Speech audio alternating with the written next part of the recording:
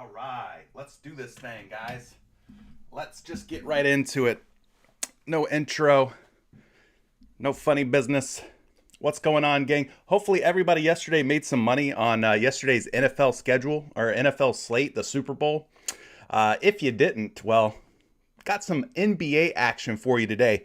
And we'll get right down to beeswax, get right down to the business. Appreciate everybody joining me this morning. I see we've got a couple of friendly returning faces here. We got Travis A, who says first, what's up, boss? Money Making Monday. Yes, Money Making Monday is back. We've got Help Me Ja, not Help Me Ha.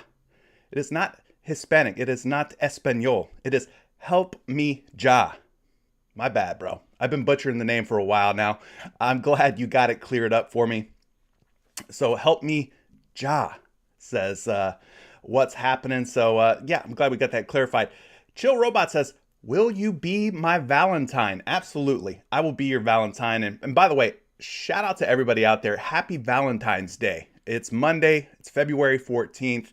It is Valentine's Day. So hopefully you got your significant other, that special someone in your life, something for Valentine's Day to show them that you care. And Chill Robots, I appreciate you letting me know that you care. Wonderlet says, hope everyone made some money and had some fun watching the game yesterday. Back to the NBA and the post-trade deadline madness. Yeah, we've only got a handful of games, guys. We've only got a few games to go before we get the All-Star break. So, just a handful of days here before All-Star break begins. PrizePicks said that they will be doing some All-Star game festivities, so you can see things like I think dunk contest, three-point make, maybe the skills competition will be up on the board. They'll also be doing stuff for the Celebrity All-Star game, so you'll see the likes of like Quavo up on the board. I don't know what player props they're going to have up for Quavo and whoever else is participating in the Celebrity All-Star Game, but they're definitely going to be having some of the Celebrity All-Star Game player props up on the board as well. You can expect the Rising Stars game. I believe they had that up last year, so keep an eye out on all things related to the All-Star Game as we get into the NBA All-Star break. Emmanuel says, good morning. Let's have a good, productive week, everyone. Let's take PrizePicks money. Yes, I love that. Way to go. Way to go. Wonderlet says, hope everyone made some money and had some fun. I think I already read that one, didn't I? Back to the NBA grind. Yes. Anthony says, good morning, CJ. Money Making Monday. Super Bowl was okay for me. Listen, I waited till the last minute. I didn't get any Super Bowl lines, any Super Bowl entries put in. And, yeah, it ended up biting me in the butt because PrizePicks kind of had some issues, some difficulties right before kickoff, like 30 minutes or so before the game started, and I did not get any NFL entries in, unfortunately. So that sucked. Desmond, good morning to you, another member of our Patreon and Discord community.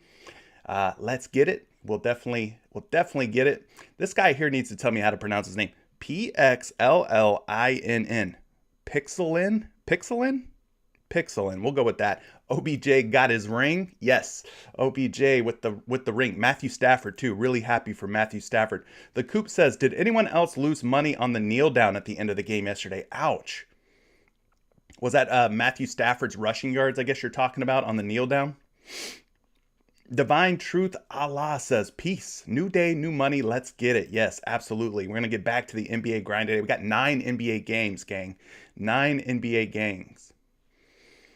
Pixelin says, nah, OBJ was 12 yards short for me. It cost me. He got injured in the second with 52 yards. But listen, they did a refund. Anybody who had Odell Beckham Jr. overs, fantasy points, yards, receptions, I know I'm missing one, but any of those overs that ended up falling short, they said that they would refund those entries as promo credits for anybody who fell short. So Divine Truth Allah says, let's get the likes up. Yeah, I didn't really even promote today's stream or anything. I just pretty much just hit go live and here we are. As you saw, no music, no tweets or anything like that. So we'll see how things turn out. I'll probably tweet all that stuff out and get more people in here after the fact. So probably going to be less people on the live today and more people on the replay gang.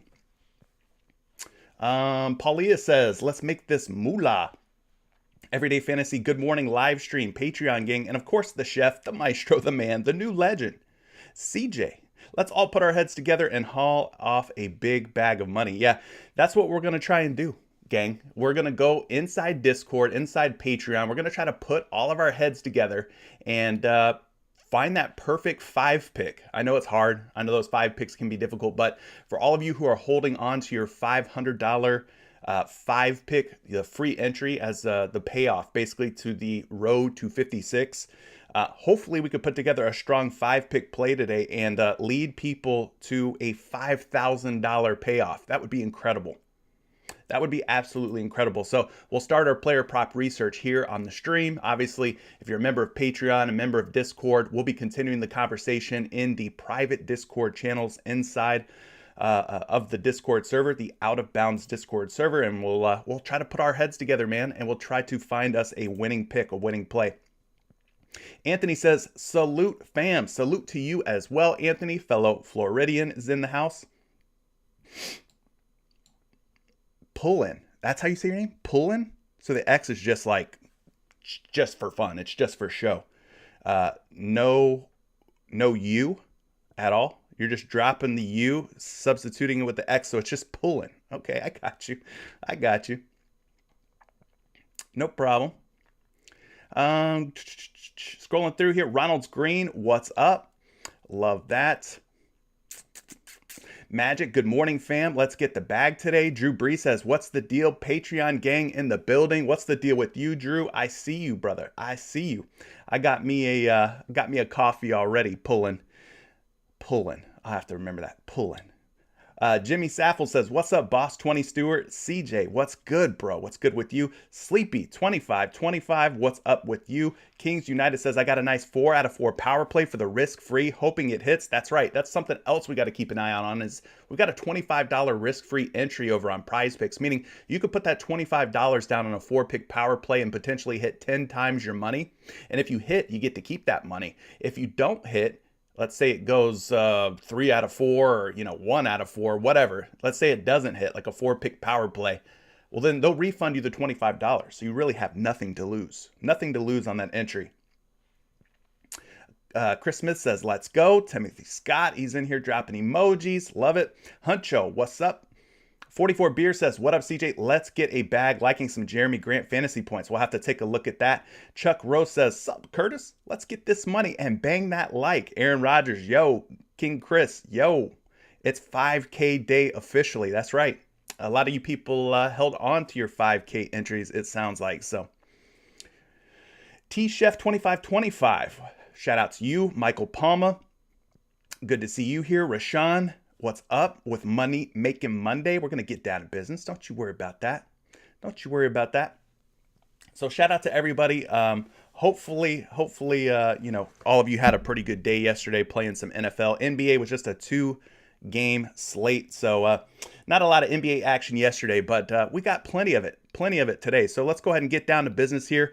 We'll start off by looking at the various games and matchups. We've got 9 NBA games to talk about, and then we'll get right into the player props, starting with points, obviously, and then going through all the various different ways to play over on PrizePicks. If you don't play on PrizePicks yet, now's a great time to do so. Promo code Curry gets you a 100% instant deposit match on your first deposit, all the way up to $100. If you want to put in 20, they'll match it, giving you 20. You'll have $40 to get you started. If you want to put in 50, they'll match that, giving you $50 to get you started, all the way up to $100, gang. So promo code Curry, you see it floating above my head. There's a link down in the description below. Go ahead and get started with PrizePicks today. All right. So the first game, 7 p.m. tip-off time, the Detroit Pistons at the Washington Wizards. We've got 218.5 points on this one, so pretty healthy total. The spread is just 4.5, so I'm not really worried about this game in terms of a blowout risk, blowout situation. Nothing real big or impactful in terms of injury news over on the Detroit side. Looks like Cade Cunningham's good to go. He's back in the lineup for Detroit. Over on the Washington side, they made a couple of moves around the trade deadline. One of the big ones was acquiring Kristaps Porzingis and shipping out Spencer Dinwiddie. So their backcourt's looking kind of weak right now, to be honest with you. No Bradley Beal, no Spencer Dinwiddie means it'll be Raul Neto and Contavious Caldwell-Pope, and then you've got Corey Kispert sliding at the small forward position. So Bradley Beal's going to miss the rest of the season. Kristaps Porzingis, we're waiting to see his debut for the Washington Wizards. Has not made his debut yet, but all in all, pretty decent total, and the spread looks like it's going to be a game that stays close. 7:30 p.m., the Oklahoma City Thunder at the New York Knicks. Just 206 points on this one. Very low-scoring game. Looks like it's going to be one of those slow-paced, low-scoring type of games, so probably a snooze fest, but 8.5 is the spread in favor of the home team, the New York Knicks. SGA is still out for Oklahoma City. They're also missing the other guy with 3 names, Robinson, Earl, and Muscala, all out for Oklahoma City. Over on the New York Knicks side, keep an eye on Nerlens Noel, Cam Reddish, and Mitchell Robinson. All 3 are game time decisions. The big piece of injury news here is R.J. Barrett. He's currently ruled out, so he will not be taking the floor tonight for the New York Knicks. But again, low-scoring game, spread's kind of iffy, borderline blowout, so not really a game that gets me too excited. 7:30 p.m. though, Sacramento Kings at the Brooklyn Nets, 227.5 points with a 4-point spread in favor of the road team here. The Sacramento Kings are the favorites, believe it or not. Now, a lot of this has to do with the situation on the Brooklyn Nets side of things. A lot of guys who they made trades for are not quite ready to be in the lineup. So I'm talking about guys like Ben Simmons, who is out. Can't wait to see Ben Simmons make his debut for the Brooklyn Nets. But it looks like Seth Curry is slated to be in the starting lineup tonight. So it'll be the likes of Patty Mills, Seth Curry, Carey in the backcourt. Kyrie Irving is out because this is a home game, obviously. And then Kevin Durant, Joe Harris, they continue to sit for Brooklyn. But this Brooklyn Nets squad is going to be something scary, guys. Going to be something scary when they're operating at 100%. I'm just picturing Andre Drummond at center. Then you've got Kevin Durant, Ben Simmons at the forward spots. Then you got Seth Curry, and you got Kyrie Irving in the backcourt. I mean, plenty of shooting, plenty of playmaking, plenty of scoring. It's going to be a really scary team, really fun team to watch. But tonight, looks like Sacramento is favorited here. Obviously, they just made a trade. They've got some new faces in their starting lineup, guys like Domantas Sabonis, Justin Holiday. So we'll have to keep an eye out on them.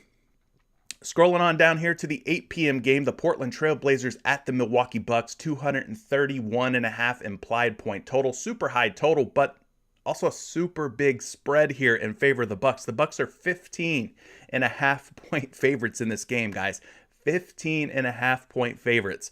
Obviously, Portland, very active at the trade deadline. They shipped out a lot of different names, a lot of different faces, and including shooting guard CJ McCollum, who is no longer with Portland. So their starting lineup's going to look like Anthony Simons, Josh Hart, CJ Ellaby, Justice Winslow, and Yusuf Nurkic. So the really the only mainstays, Anthony Simons, Yusuf Nurkic. Guys like Ellaby and Winslow, fairly new to the starting lineup. But yeah, I expect big things for Simons and probably Nurkic as well. He's been very good this season. So a lot of injuries over on the Portland side. A lot of guys who they traded for who are not ready to make their debut just yet. Somebody like Eric Bledsoe, for instance. Obviously, Joe Ingles is out for the rest of the season. Damian Lillard's still out. And Nas Little sounds like he's out for the rest of the season too. Over on the Milwaukee Bucks side, nothing real crazy going on there. Same old, same old. Brook Lopez is out. George Hill's out. And Pat Connaughton are all out, but they'll have pretty much their same starting lineup. So love the total on this game, just don't love the fact that it's a 15.5 point blowout. So if you're going to take anybody in an over in a full game format, make sure it's a superstar, somebody with a high usage rate, somebody that's going to get the ball and have a major contribution in terms of blowing out the Portland Trail Blazers. Otherwise, first half only for me. 8 p.m. San Antonio Spurs at the Chicago Bulls, 234 point total. Love the total on this game, and I love the spread too. It's just 4.5 points, so hopefully the game doesn't get out of hand. It stays close and competitive like Vegas suggests it will be. Over on the San Antonio side, nothing real impactful in terms of injury news. You see Goran Dragic is currently ruled out. Sounds like San Antonio is going to let him go or potentially trade him. Over on the Chicago Bulls side, keep an eye out on Green. He is a game time decision. Otherwise, Lonzo Ball, Alex Caruso, Zach LaVine all out for Chicago. So the backcourt for the Bulls is going to look a little different. It's going to be Dosunmu and Kobe White manning the point guard and shooting guard spots for Chicago. Moving it down to 8 p.m., we've got the Toronto Raptors at the New Orleans Pelicans, 222.5 implied point total, 4-point spread in favor of the Raptors for Toronto. No impactful injury news. For the New Orleans Pelicans, we've got Larry Nance Jr., who is ruled out. He was just acquired recently in that trade with Portland. Otherwise, looks like a new starting lineup here. Devontae Graham, CJ McCollum, who had a pretty big game over the weekend. He had himself a really nice game.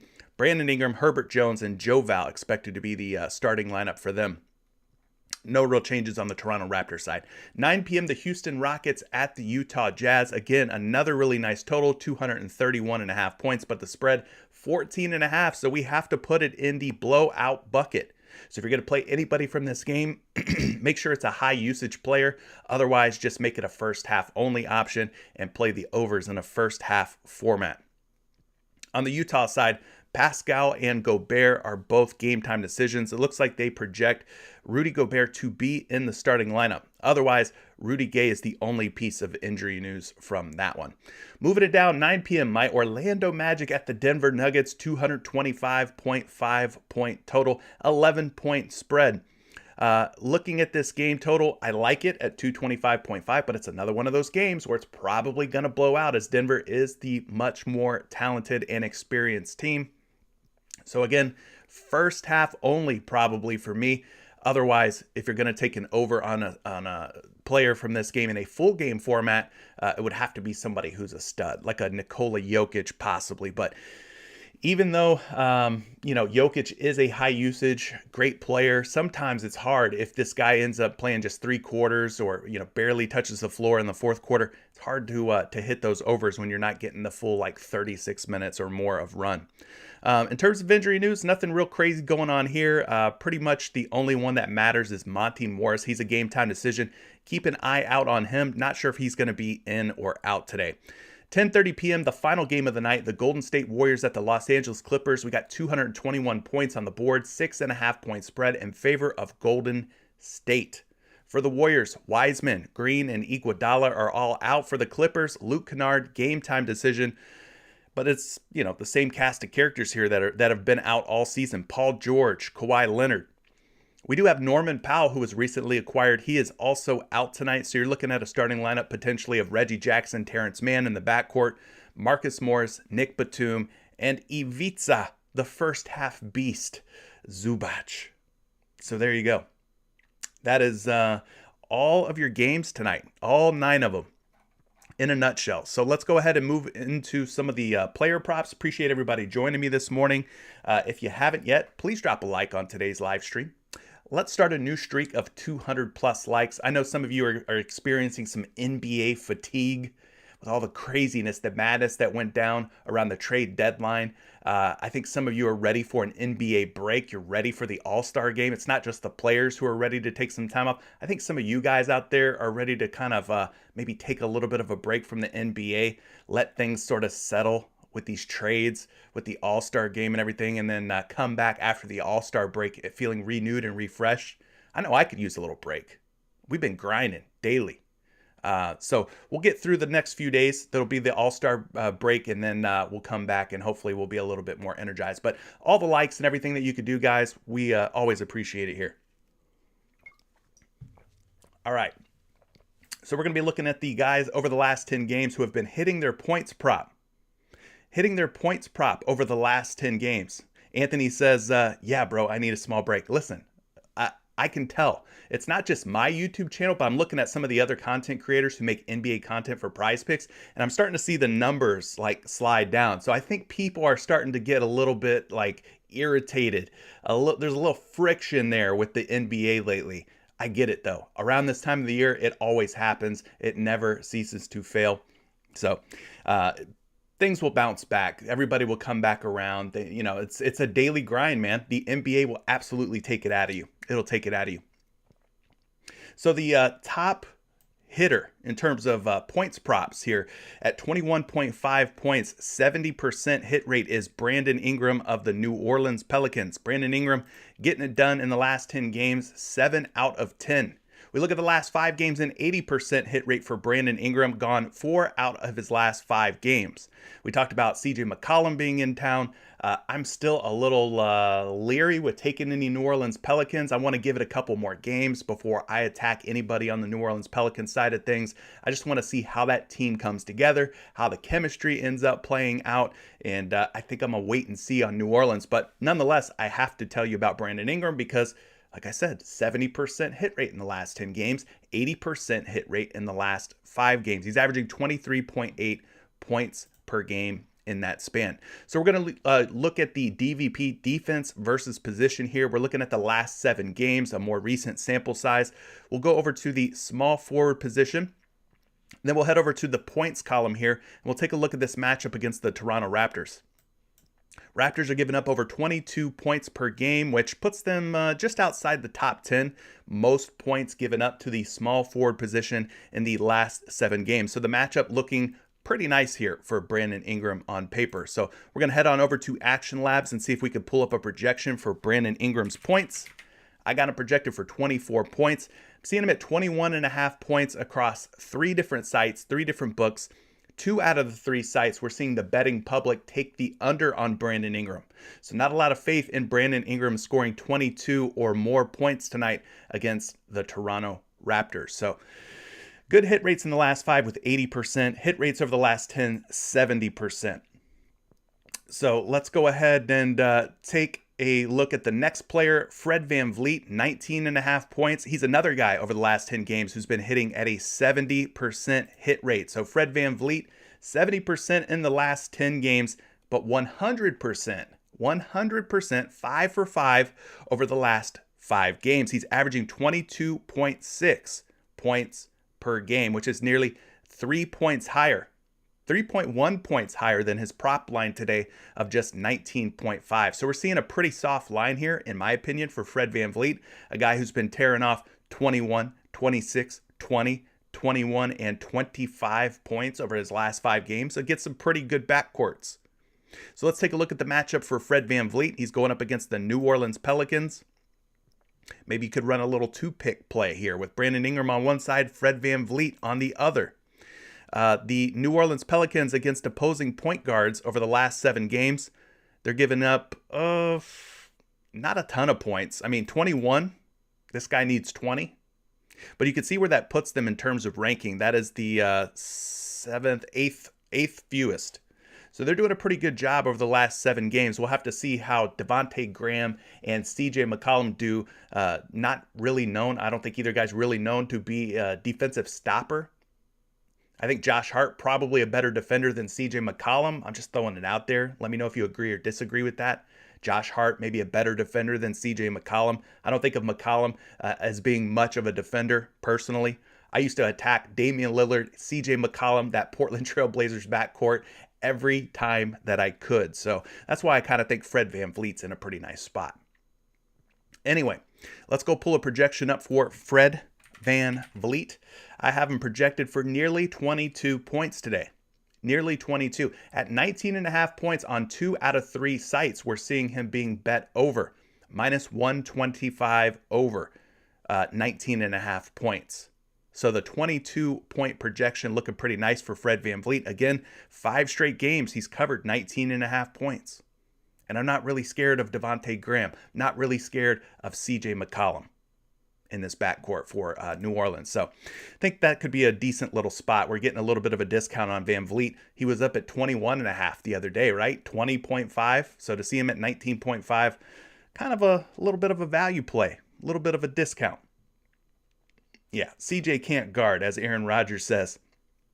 Hart is on the Blazers now. Right. That's what I'm saying. He's been traded to the Blazers. So now they've got CJ McCollum instead of Josh Hart. I'm just thinking the matchup can be a little bit softer for the likes of Fred VanVleet. All right. That's kind of what I was getting at. Anyways, you guys know what I'm trying to say, most of you. Scotty Barnes. Scotty Barnes at 13.5 points, another 70% hitter when it comes to scoring. Last 10 games, 7 out of 10. We look at the last 5 games, 4 out of 5, an 80% hit rate. averaging 14.8 points per game in that span. So obviously he's going up against New Orleans tonight. Will be matched up against the likes of either Brandon Ingram or Herbert Jones. Not quite sure how they're going to match up, but those will probably be the guys that Scotty Barnes will be matched up against.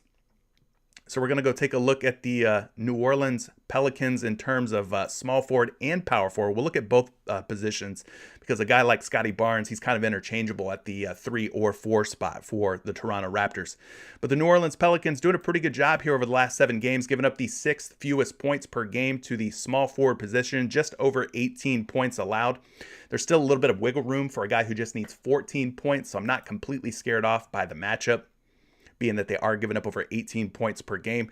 We look at the New Orleans Pelicans against power forwards. They're giving up more points to the power forward spot, 20.1. And I think Scotty Barnes kind of fills in more at the 4 than he does the 3. OG Anunoby, typically more of that small forward role for the Toronto Raptors. So matchup not looking overly difficult here for Scotty Barnes, a guy who's been getting it done in 4 out of his last 5 games. So let's pull a projection up for Mr. Scotty Barnes here. Got him projected for just 12.4 points. Surprisingly, they have him projected to go under 13.5 points, even though he's been hitting in 7 out of 10, even though he's been hitting out of 4 out of his last 5, 70 and 80% hit rates respectively. Now, the betting public disagrees with this projection. On 3 different books, 3 different sites, the money is coming in on the over. The juice is flowing for 13.5 points or more here for Scotty Barnes. So they expect 14 or more. Betting public, they're eating up. They're eating up this Scotty Barnes point prop. Another Barnes that we could talk about is Harrison Barnes, who over the last 10 games has gone 7 out of 10, a 70% hit rate for Harrison Barnes. So let's take a look at Harry Barnes here. Obviously, the Sacramento Kings, they got a lot of different pieces, a lot of different names added to their roster recently. But Harrison Barnes over the last 10 games at 16.5 points. We talked about it, 7 out of 10. You look at the last 5 games, he has gone 5 for 5, another 100% hit rate kind of guy here. And he's averaging over 24 points per game. His line is just 16.5 today against a Brooklyn Nets squad that we already talked about is missing the likes of Kevin Durant, Kyrie Irving, Ben Simmons, probably not going to be in there, right? All those guys won't be in the lineup. So who's going to slow down Harrison Barnes on the Brooklyn Nets? I don't really think there's anybody that scares me off of Harrison Barnes in their starting lineup. So I think we could probably look at Harrison Barnes in a pretty soft matchup here against a pretty thin Brooklyn Nets squad. Fair to say? So let's go take a look at this matchup and see how many points per game that the Brooklyn Nets have been giving up to the small forward. And we'll look at the power forward position over the last 7 games. You can see that in terms of DVP, looking like a pretty good matchup. They're giving up the 5th most points over the last 7 games, over 24 points per game, nearly 25 points per game to the small forward spot. So Harrison Barnes in a pretty good position here. Now, Mo Harkless, Harrison Barnes, I don't know who really is the small forward, the power forward, but we're going to look at the power forward points allowed by Brooklyn as well. Giving up over 20 points per game to opposing power forward. So I'm not really scared off by either matchup. Small forward, power forward. Brooklyn's giving up 20 plus points per game to both positions. And then we got Harrison Barnes point projection already pulled up here. He's at 18 projected points at 16.5 points on 2 out of 3 books. We're already seeing action coming in on the over for Harrison Barnes at 16.5 points versus Brooklyn tonight. So there you go. This is another one of those games that's going to be high scoring. The spread looks like it's going to stay close and competitive. And I don't mind you taking it over here on Harrison Barnes, a guy who's shown 25 and 30 point upside in his last 5 games.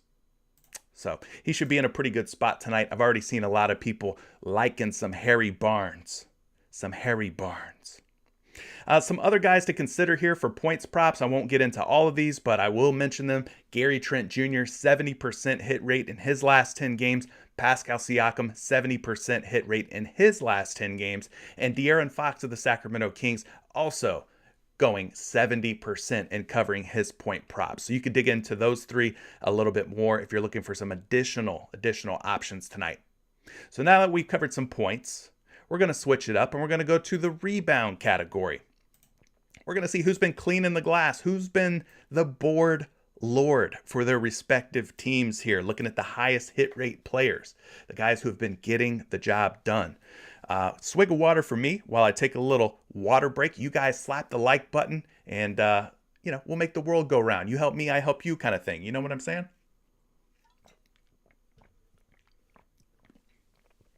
All right. So we've already talked about this particular player here for points and how his point line of 19.5 looked a little bit light.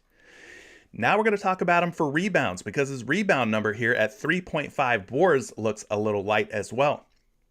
Fred VanVleet has been making easy work of 3.5 rebounds over the last 10 games. He's gone 8 out of 10 and 80% hit rate. We also look at his rebounds over the last 5 games, also sporting an 80% hit rate. He's gone 4, 4, 5, a big whopping 0. So he threw a donut up on OKC, pulling in 0 rebounds against the Thunder. But then he comes back with 5 rebounds against the Denver Nuggets. So you have to keep in mind, we've already talked about VanVleet for points. Now we're discussing him for rebounds. So maybe his PRA will also be in play. We'll definitely talk about him if he pops up. But anyway, Fred VanVleet's rebounds at 3.5 look to be a nice way to go. Let's go look at the matchup here against the New Orleans Pelicans. We got the Pelicans at just 6 rebounds allowed per game to opposing point guards, which, kind of a low number, but Fred VanVleet needs to just find 4. He needs to find 4 out of the 6 rebounds allowed. You see where the Pelicans rank in the list here of DVP. Kind of middle of the pack, but down toward the bottom of the middle, which means a little bit more of a difficult matchup, right? But not overly difficult, not overly easy, kind of more middle of the road. So VanVleet, high hit rates in the last 10, high hit rates in the last 5. Let's go take a look at his projections today. They got him projected for 4.7 boards. So nearly 5 rebounds if we want to round it up and just call it an even 5 boards. We got him on 2 different books, 2 different sites at 3.5 rebounds. Now at 3.5 rebounds, seeing some pretty good juice coming in on the over. They expect, does the betting public, they expect him to go over 3.5 boards, minus 135 and minus 125 betting favorite. So points on the table for Fred VanVleet today. Rebounds on the table for Fred VanVleet today. Let's talk about another guy who's been covering his rebound prop at a pretty high clip, and that's Mo Bamba. Guy we haven't talked about here on the channel a ton this season, especially not lately. Mo Bamba, 6.5 rebounds. Last 10 games, 80% hit rate for Mo. Over the last 5 games, also an 80% hit rate, including 4 straight games covering 6.5 boards. Kind of a difficult matchup tonight going up against Denver. Not really sure who he'll be matched up with. Will he draw the Nikola Jokic assignment? Or will it be my man, my favorite player on the Orlando Magic right now, Wendell Carter Jr.? We have to wait and see. One of these guys is going to be matched up with either Aaron Gordon or Jeff Green, whoever ends up starting, and then one of these guys is going to be on Jokic. Either way, you can't deny the numbers here. Mo Bamba, last 10, 8 out of 10. Last 5, 4 out of 5, averaging 7.4 boards. So let's go take a look at the matchup. It's kind of hard when you have 2 bigs like the Orlando Magic to determine who's the center, who's the power forward. For me, I kind of consider Wendell Carter Jr. more of the center and Mo Bamba more of a stretch 4. But, that's just me. I just watched the Magic. I don't know anything. The Denver Nuggets giving up about 12.2 rebounds per game, which is the 4th fewest over the last 7 games to the power forward position. So again, not an easy matchup here. I'm sorry, that's the center position. 4th fewest rebounds to the center position. So not an easy matchup for whoever you deem more of the center, whether that be Mo Bamba, whether that be Wendell Carter Jr. The Nuggets doing a pretty good job of keeping opposing bigs off the glass. Obviously, they've got one of the best centers in the league in Nikola Jokic. Now, we look at the power forward position. They're giving up the 3rd most rebounds, per game to opposing power forwards. So if Mo Bamba ends up getting lucky here and does not have to deal with Nikola Jokic tonight, maybe they put Wendell Carter Jr. on Joker, then maybe Mo Bamba finds, 7 or more rebounds in this matchup. Matchup a lot easier for power forwards than it is centers. But I like looking at both spots. especially on a team like Orlando where their bigs are kind of interchangeable. Anyway, I digress. Let's pull a projection up for Mo Bamba. I've got him projected for 7.7 rebounds. At 6.5 boards, he's up on 2 different books, 2 different sites. One site, even money. We're not seeing overs or unders coming in. The other site, we're seeing the public take the under, minus 120, betting favorite to go under. We already talked about this one though. Big time blowout risk. Denver probably going to mop the floor with the Orlando Magic. Hate to say it. It's sad, but it's true. It's freaking true. Pascal Siakam is another guy that we must talk about for rebounds because over his last 10 games, he's gone 7 for 10. Pascal Siakam getting the job done on the glass in the last 5 as well. 80% hit rate. He's gone 4 out of 5, averaging nearly 10 rebounds per game. Been pretty consistent. Pretty consistent over the last 5 games. He did have a flop, though, against the Houston Rockets. Just 3 rebounds in that one. Not sure what happened there. Siakam usually steady when it comes to the glass, but did not have a good game against Houston, but did bounce back in a good way against the Denver Nuggets. So maybe if Siakam can pull in 10 rebounds against Denver, maybe Wendell Carter Jr. or Mo Bamba has a chance tonight. All right? Just throwing it out there. Let's go take a look at the DVP for centers against the New Orleans Pelicans here. Siakam's going to be pretty undersized going up against Jonas Valanciunas. How do you think they match up? Do you think Siakam ends up struggling against Joe Val? Do you think that his athleticism, his length, do you think that helps him in this situation? I don't know. It's going to be kind of interesting to see. Anyways, New Orleans Pelicans not giving up a whole ton of rebounds. I mean, they're giving up about 14 boards per game. Siakam needs 9, but at just 14 rebounds allowed to the center position, that's the 7th fewest over the last 7 games. So kind of a difficult matchup against Joe Val and company. Anyway, I got Pascal Siakam projected for about 9.2 rebounds according to the Action Labs projection tools. At 8.5 boards, the betting public gobbling it up. Minus 120, minus 125, betting favorite to get at least 9 rebounds against Jonas Valanciunas and company. So there's Pascal Siakam for you. A couple of other guys to put on your radar. Jakob Poeltl of the San Antonio Spurs had 8.5 rebounds, 70% hit rate for him over his last 10 games. Cole Anthony of the Orlando Magic, 70% hit rate for Cole Anthony at just 5.5 rebounds. Kind of interesting that a little point guard's pulling in so many boards. And then finally, Andrew Wiggins of the Golden State Warriors at 4.5 rebounds, a 70% hit rate for him. So those are some other guys to look into a bit further if you so choose. So we've talked some points, we talked some rebounds. Let's go to some assist props and see what we have cooking in the kitchen for the assists. Appreciate everybody joining me. Those of you who are just getting here, thanks for the support. Thanks for tuning in. Slap that like button if you haven't yet. I appreciate all of you for being here. Jojo Rabbit says, ever since Jakob Poeltl got smashed in the face, he's been a little bit off. Well, listen, he had a bad game the other night. Who were they playing in that game? It wasn't New Orleans. It was the game before that. Anyway, he had a bad game. And I told everybody in the Patreon community, I said, listen, Jakob Poeltl, very rarely does he have 2 bad games in a row, 2 underperforming games at 8.5 rebounds. I said, go back to him. I know he failed us yesterday, but we have to go back to him. And a lot of people did go back to him, and a lot of people ended up hitting. So shout out to Jakob Poeltl for the bounce back game. He's the king of the bounce back. If you go look at his last 25 game logs, very rarely does he have 2 bad games in a row on the rebounds. It's even more rare for him to have 3 bad games in a row on the glass. So don't be afraid of Jakob Poeltl. He's not going to get there every single game for you, but pretty consistent for the most part. All right, so we're looking at some assist props.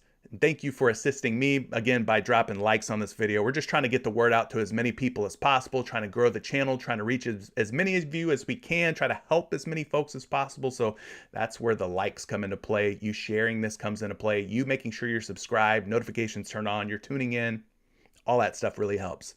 Anyway, the first assist prop standing out to me is Domantas Sabonis at 5.5 dimes. Why? Well, Sabonis over the last 10 games, 8 out of 10, an 80% hit rate at 5.5 assists. Now, obviously, he's on a new team with Sacramento.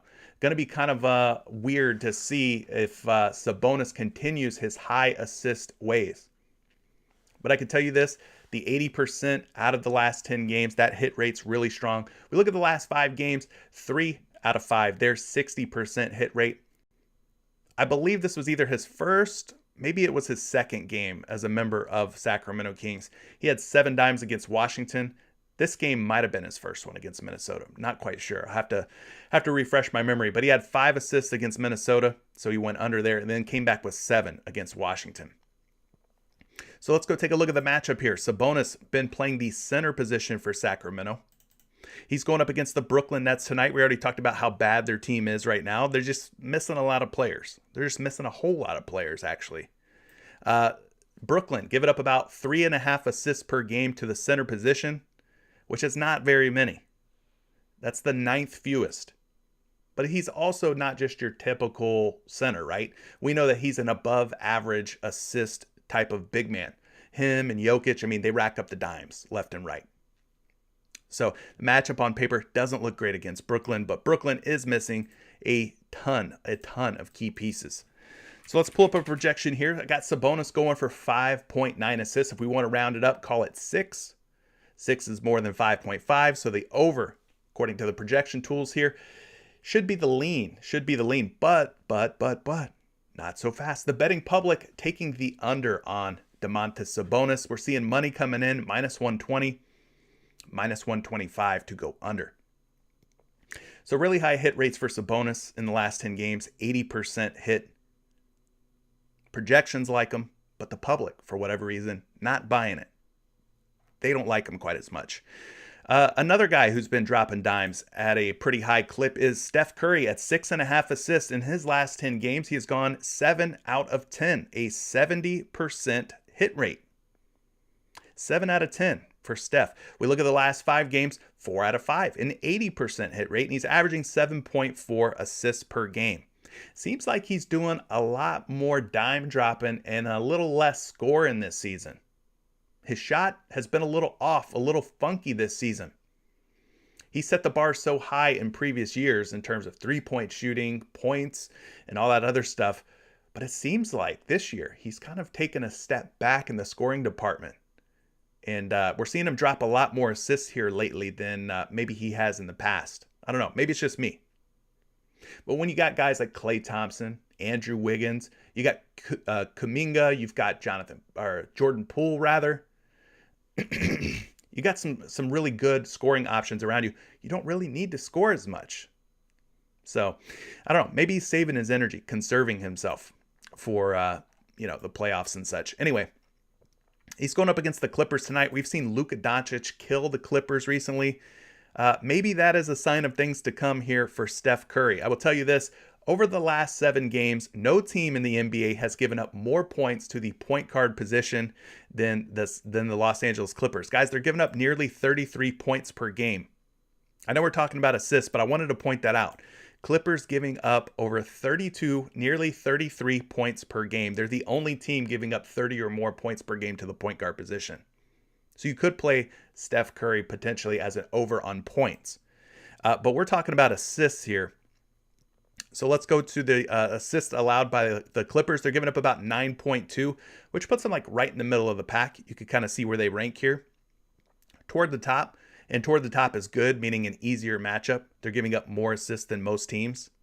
So I think there's definitely some potential here for Steph Curry to have a big game, whether that be points, whether that be assists. It might be a points, rebounds, and assist play against this Clippers squad. They're also giving up over 58 fantasy points per game to opposing point guards, which is the second most over the last 7 games. So Curry is in a very good spot here, no matter how you wish to play him. Anyway, let's go take a look at his assist. We got him projected for 6.3 dimes. Not quite enough to get him over 6.5, but I mean, 6.3 is more than 6. So there's that. I mean, I wish it was a little closer to 7, the projections anyway. But we look at him on 2 different sites, 2 different books, minus 120 betting favorite and minus 140 betting favorite to go over. to go over. So I think Steph Curry against the Clippers tonight in a really good spot. Really good spot in a number of different categories. Points, assists, fantasy points. I think they're all on the table for Steph Curry based on this matchup.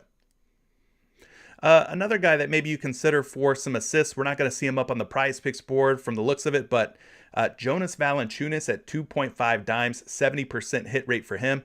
Herbert Jones also getting it done at 2.5 assists in the last 10, 70% hit rate for him. One last guy that we can talk about, though, is Franz Wagner. And you know me, big Magic fan. And I'm a big Franz Wagner fan, too. At 2.5 assists. Last 10 games, Wagner has covered in 7 out of 10. We look at the last 5, he's covered in 4 out of 5, an 80% hit rate. So things have been trending up here for Franz Wagner in terms of covering his assist prop at just 2.5. He does a little bit of everything for the Magic. Been really impressed with this kid. Good scorer, good playmaker, good ball handler. But he is in a blowout situation against what is probably a little bit more of a tough team in the Denver Nuggets. Anyway, he's averaging about 3.4 assists in the last 5 games. So let's go look at this matchup here. Wagner, the small forward for the Orlando Magic. Let's go see how many assists the Denver Nuggets are giving up over the last 7 games. They're giving up about 4.3 dimes. So I would say that there should be some hope, some optimism that Franz Wagner can hit the over even if the game does get out of hand. Looking at how they rank, that's the 7th most assists allowed to small forwards over the last 7 games. So he's got good hit rates in the last 10, good hit rates in the last 5, and he's got a pretty soft matchup, easy matchup on paper against the Denver Nuggets. So let's pull a projection here for Franz Wagner. Got him projected for 2.8 assists. That's very close to 3. He needs at least 3 to get the job done. And guys, we're seeing some very strong odds, very strong juice coming in on the over for Franz Wagner here at 2.5 assists. I mean, we're seeing minus 145 betting favorite to go over, and even a minus 160 betting favorite to go over on another site. So I think Franz Wagner could be one of those guys that goes under the radar tonight, but somebody you could definitely do a little more research on and potentially take him in your entries tonight as an overplay. He just needs 3 assists. So there you go. Aaron Rodgers says, you'll be deep in regret if you take any Magic players on a 9-game slate. You think? Even at a very doable number at 2.5 assists with the strong hit rates with a pretty easy matchup, at least what it looks like on paper. You think you're hating Franz Wagner tonight? All right. Well, those are all of your assist guys who are at 70% or higher. All right. So you got Wagner, Herbert Jones, Jonas Valanciunas, Steph Curry, and Domantas Sabonis. Sabonis, like I said, leading the pack at an 80% hit rate. So let's talk about some PRA. Some points plus rebounds plus assists.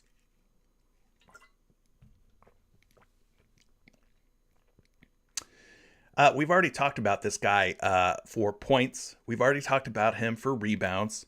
And I told you that there's probably a good chance that he should be in consideration for points plus rebounds plus assists. And we're talking Fred VanVleet.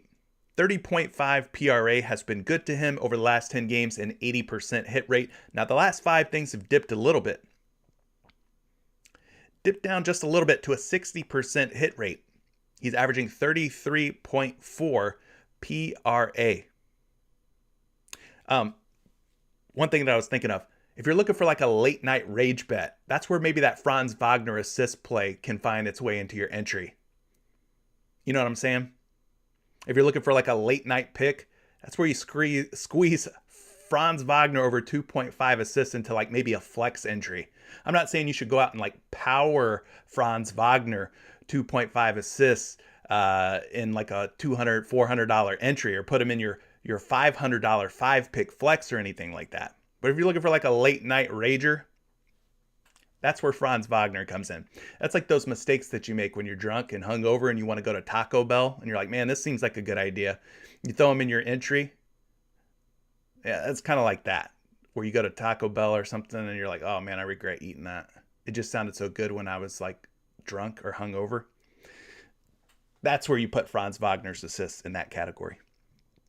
Anyway, Fred VanVleet at 30.5 PRA. 80% hit rate. And then the last 5, 60% hit rate. Looking at the matchup here, point guards against the New Orleans Pelicans. They're giving up about 21 points, about 6 assists. So you're already sitting at, 6 rebounds. So you're sitting at about 27 PRA. And then you put in another 7 assists on top of that, about 34 PRA. So there's a little bit of ceiling here, a little bit of upside potentially for Fred VanVleet in this matchup. Looking at the projections for Fred VanVleet, he's projected for 33.8 point, rebounds, and assists. So we round that up, call it 34. That's, a pretty sizable edge or advantage for us. Obviously, cross-check these projections. There's other sites out there that are free, like NumberFire, Betting Pros. You could also look at RotoWire. They offer single stat player prop projections. You can kind of compare what we're seeing here on Action Labs to those other sites if you want to. There's only one book that I'm seeing right now that has Fred VanVleet up at 30.5 PRA. And on that site, the public, they are definitely taking the over. Minus 120 betting favorite to go under. Now we talked Harry Barnes earlier. Harrison Barnes for points. But he's also going to probably be a very popular PRA option. And why not? 25.5 PRA over the last 10 games. He has hit this number in 8 out of 10. 8 out of 10. He's also hit this in 100% of his last 5 games. He's got 5 straight from what we can see here. 5 in a row at covering 25.5 PRA. We already talked about him in this matchup against Brooklyn. Brooklyn's missing a lot of key components. The matchup should be pretty easy for Harrison Barnes. So let's go look at the small forward position here. Brooklyn giving up about 25 points per game, about 10 rebounds per game. So we're going to call that about 35 PRA already. And then we'll sprinkle in about 5 assists on top of that. And you're looking at like 40 PRA to small forwards over the last 7 games. So I think this is a very good matchup. You could also look at him as a fantasy points play. They're giving up over 46 fantasy points per game, which puts them inside the top 10. All right, so we're not really afraid of Brooklyn here in this matchup. So let's go take a look at Harrison Barnes here at 25.5 PRA. I got him projected for 26.9. Let's call it 27 PRA. But he is a betting favorite to go under 25.5 PRA according to the public. Do we trust the public or not? I don't know if they're doing their homework and research like we're doing our homework and research, the betting public. I'm sure there's some sharp money coming in out there on some of these player props, but I don't know that I always trust the public, and I don't think you should either. Definitely do your own research. Come up with your own conclusion. Use things like betting odds. Use things like projections. Use things like DVP to help guide in your decision making. No one thing is, the end all be all. We shouldn't look at the betting public and be like, oh, well, everybody else is betting the under. We should too. No. Remain curious. Remain skeptical. Like I said, do your own research and come up with your own conclusion. Don't always follow the public is what I'm trying to say. All right, another guy who's been getting the job done in terms of PRA is Pascal Siakam. At 36.5 points plus rebounds plus assists, Pascal Siakam, 70% hit rate in the last 10. He's got a 100% hit rate at 35.5 PRA. He's gone 5 straight games here, crushing 35.5 PRA. He is averaging 45.2 points plus rebounds plus assists in that 5-game span. Crazy production for Pascal Siakam in the last 5 games. So let's go take a look at this matchup. Again, Siakam tends to kind of play the center position. You got Scotty Barnes kind of at the power forward spot, OG Anunoby at the small forward position. So we're going to go take a look at this matchup here over the last 7 games. New Orleans giving up about 22 points per game, about 14 rebounds per game. So we're already at 36 PRA. He needs 36 to hit the over. And then they're giving up about 5 assists, so about 41 PRA allowed by New Orleans. So definitely some potential here, some upside for Pascal Siakam versus the Pelicans. Getting you a projection here, I got him projected for 39.4 PRA. Again, Cross-reference these projections. You can go add up the points plus the rebounds plus assists on some of those free sites that I mentioned earlier. The betting public, once again, though, not a big believer in Pascal Siakam here. They're taking the under, minus 120 betting favorite to go under 35.5 PRA. So kind of crazy. I mean, we might have to fade the public here if we're feeling good about some of these player props. The rest of the guys on the list here: Andrew Wiggins, Gary Trent Jr., Domantas Sabonis, Herbert Jones, Franz Wagner, DeMar DeRozan, Nikola Vucevic, Jakob Poeltl. All these guys are like 60%. You could look their way. I won't get into the weeds too deep on any one of those guys. Let's talk about some three-point makes, and then we'll get to some of your questions. We're about, 55 minutes in, close to an hour in. Making pretty good time today, I think. First guy we're going to look at in terms of three-point takers and makers is Fred VanVleet at 3.5 three-point makes, an 80% hit rate for him over the last 10 games. So he's gone 8 out of 10. We look at the last 5 here for Fred VanVleet. 4 out of 5, still at 80%. He's gone 4 straight games, knocking down at least 4 three-pointers or more. There's been a lot of Fred VanVleet talk today in today's live stream. We've talked about him for points, for rebounds, for PRA. Now we're talking about his three-point makes. He's been getting the job done, been playing very good basketball here in the last 5 to 10 games. So anyway, going up against New Orleans, we talked about not really being too worried about their backcourt. Devontae Graham, CJ McCollum, not really known as stalwart defenders, right? Not somebody we're looking to fade players against. Let's go take a look at the point guard position in New Orleans and see how many threes they've been giving up to opposing point guards. Last 7 games, about 2.5 per game, which isn't very encouraging. Now, Josh Hart was the starter for many of those games. CJ McCollum is only 1 or 2 games into his short-lived career as a member of the Pelicans. So maybe this number ends up coming up and going up with McCollum in. But anyway, 2.5 allowed per game. Going to the three-point projections for Fred VanVleet. I got him projected for 4.1 triples tonight, and the public smashing the over here at 3.5 three-point makes, minus 140 odds to go over. So they think he's going to go a 5th game in a row here at hitting at least 4 or more triples. So there you go. Other guys to consider: Andrew Wiggins, not up on the board, but if we get him later, 1.5 threes. 1.5 threes for Andrew Wiggins, an 80% hit rate for him. Scotty Barnes is another guy who has been knocking down at least 1 3 at a pretty high clip. He's at 0.5 three-point makes today. 70% hit rate for Scotty Barnes. Klay Thompson, 2.5 three-point makes, 70% hit rate for him. And then finally, Cole Anthony of the Orlando Magic at 1.5 three-point makes, a 70% hit rate for him as well. The rest of these guys up on the board on PrizePicks right now, I don't know that I'm really interested in any of them. A lot of these guys are like coin flips. In other words, they've been hitting at like a 50, maybe 60% hit rate. So yeah, I mean, I'd just be careful with the rest of these guys. I won't even talk about them because I just don't think they're worth talking about. But yeah, that's going to be the end of my portion of today's show. If you guys have any picks, props, things you want me to dig into, now is the time. Now is the time for you to leave them. Drop those picks and props. I'd be happy to look into them for you and see if we could do some little research for you.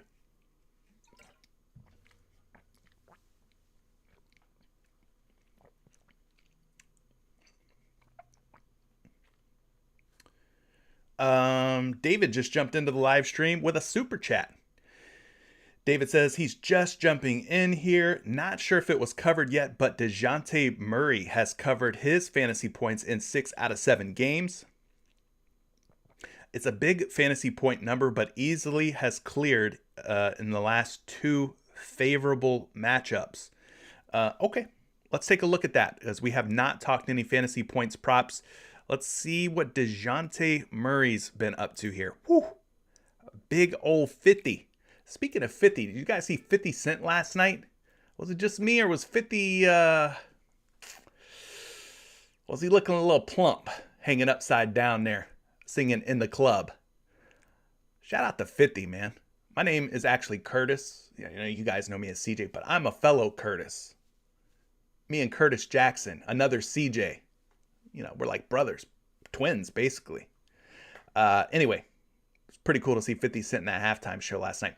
DeJounte Murray, 50 fantasy points is his number today. But guys, like my man David has said, without Derek White, okay, key component there.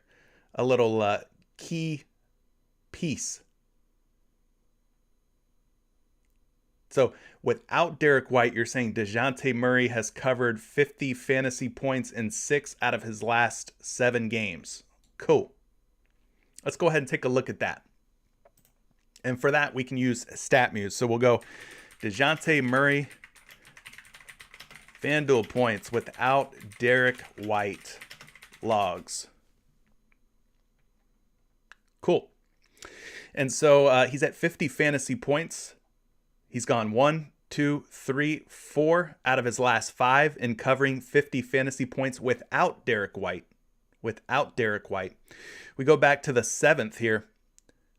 52.5, 53.8. So yeah, he's got 1, 2, 3, 4, 5, 6, 7 games in his game logs without Derek White this season. He's covered 50 fantasy points in 6 out of 7 games. Question for you.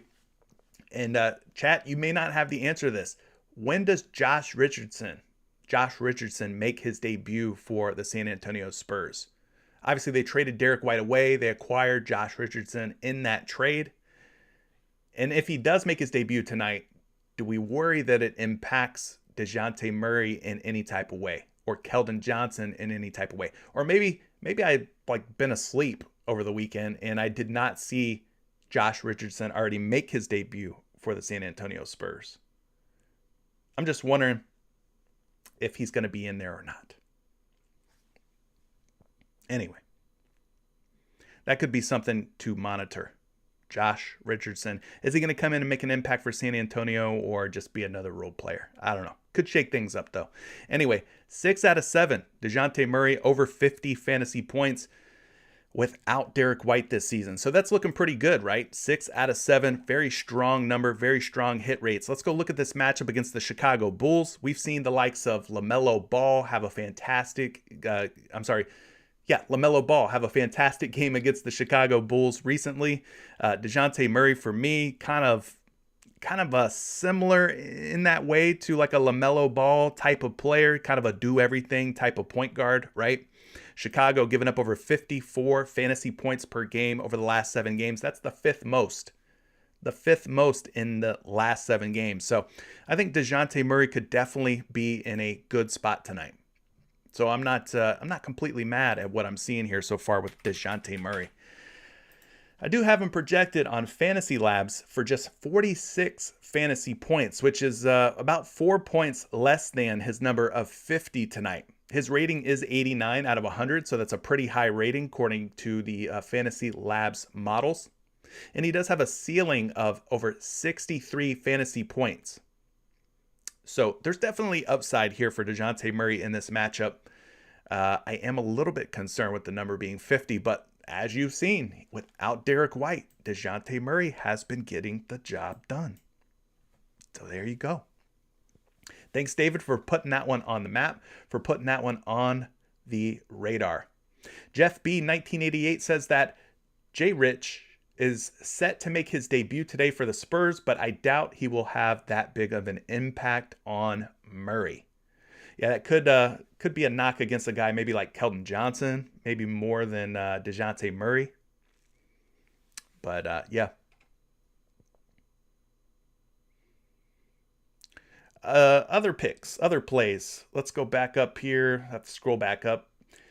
See what you guys had snuck in there on me. No Limit Tau is liking some Jakob Poeltl fantasy points. So while we're talking fantasy points, let's go ahead and talk about Jakob Poeltl against the Chicago Bulls today.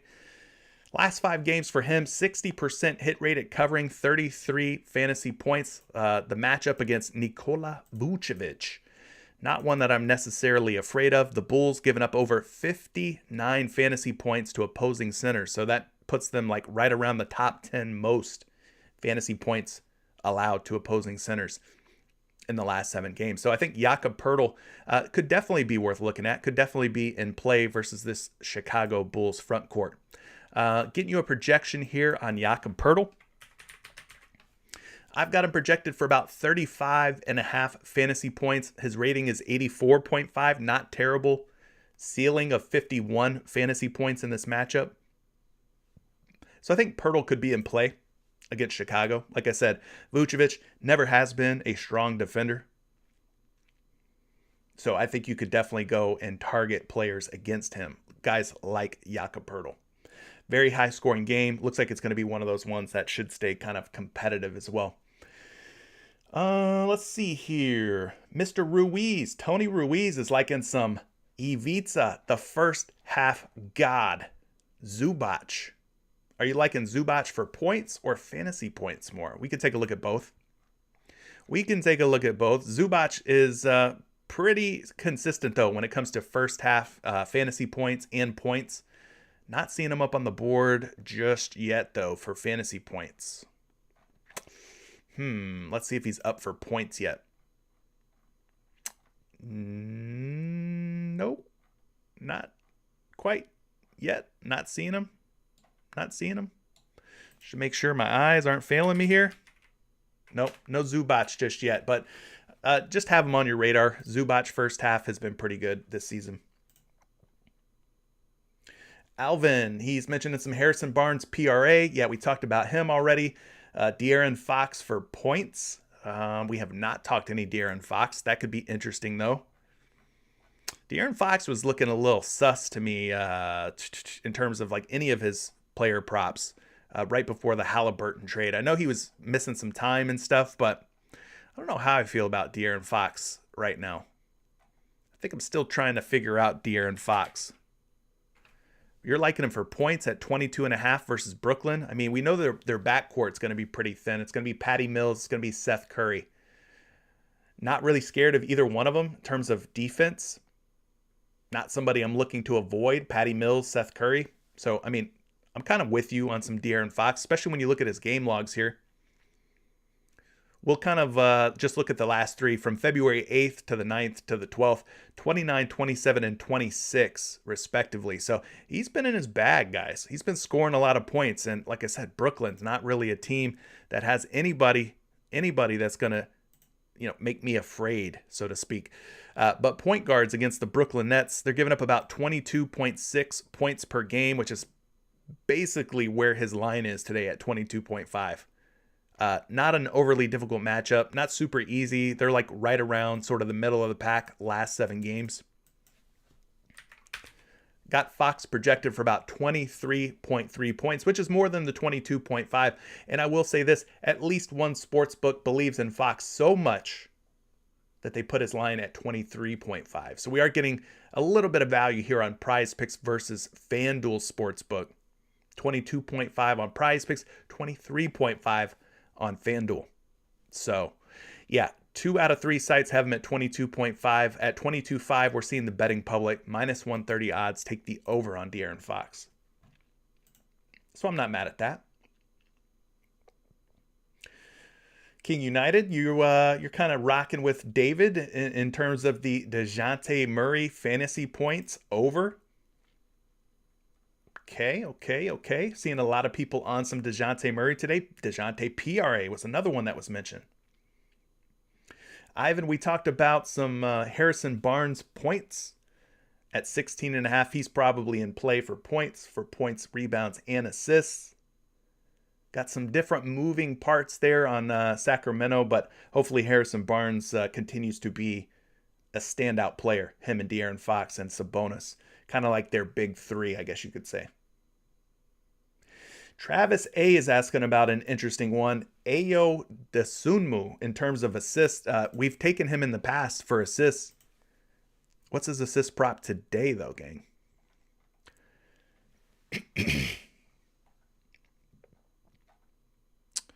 7.5. Wow, that is a pretty steep number.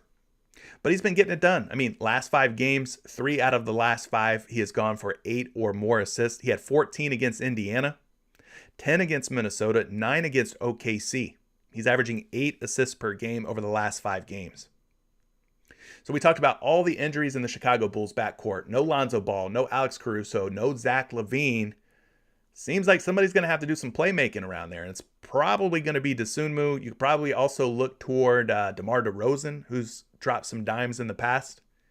Just doing a quick look at this matchup here against the San Antonio Spurs. Spurs giving up 9.3 assists to opposing point guards over the last 7 games.